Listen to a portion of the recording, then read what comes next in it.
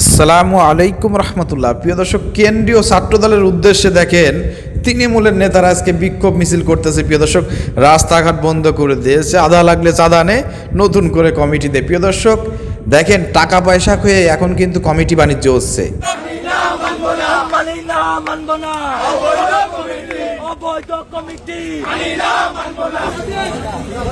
প্রিয় দর্শক, সেখানে আওয়ামী লীগ, ছাত্রলীগ, যুবলীগের লোকজন স্থান পাইলেও দীর্ঘ 17 বছরের ফ্যাসিবাদ আমলে হামলা মামলার শিকার থেকে শুরু করে ত্যাগী নেতারা আজকে জায়গা পাচ্ছে না, যার কারণে তারা আজকে রাস্তায় নেমে প্রিয় দর্শক রাস্তা ব্লক করে, সড়ক অবরোধ করে প্রিয় দর্শক বিক্ষোভ মিছিল করতে বাধ্য হয়েছে। প্রিয় দর্শক, প্রশ্ন হচ্ছে আমার, এটা বিএনপির দলীয় একটা সমস্যা, তাই বলে আপনি রাস্তাঘাট বন্ধ করে, জনদুর্ভোগ সৃষ্টি করে, গাড়ি ঘোড়া বন্ধ করে, জনদুর্ভোগ সৃষ্টি করে, টায়ার জ্বালিয়ে আপনি হরতাল পালন করে আপনি কমিটি চাইবেন, এটা কিন্তু মেনে নেওয়া হবে না।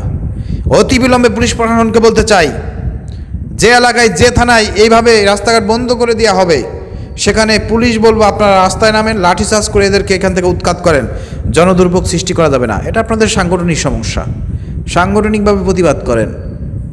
কিন্তু রাস্তাঘাট, জনগণের রাস্তা চলাচল বন্ধ করে দিয়ে মানুষের ভোগান্তি সৃষ্টি করে, মানুষের সমস্যার সৃষ্টি করে আপনারা পদ পদবি চাচ্ছেন, নতুন কমিটি চাচ্ছেন, এটা কিন্তু মেনে নেওয়া হবে না।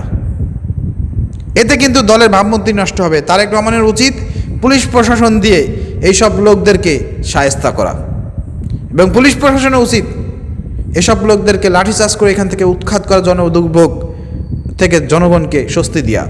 কি বলেন আপনারা? আপনারা তো ভিতরতে যা খুশি তাই করেন, মারামারি করেন, কাটাকাটি করেন, করছেন না 5 আগস্টের পরে? নিজেরা মারামারি করে কয়েকশো লোক মরছেন, হিসাব আছে, সব কিন্তু হিসাব আছে। কিন্তু জনগণের রাস্তাঘাট বন্ধ করে তো আপনারা এগুলো করতে পারবেন না। আমরা তো প্রতিবাদ জানিয়েছিলাম, নমিনেশনকে কেন্দ্র করে রাস্তাঘাট বন্ধ করছিল যখন, তখনও কিন্তু প্রতিবাদ করছিলাম। এটা আপনাদের আভ্যন্তরীণ বিষয়।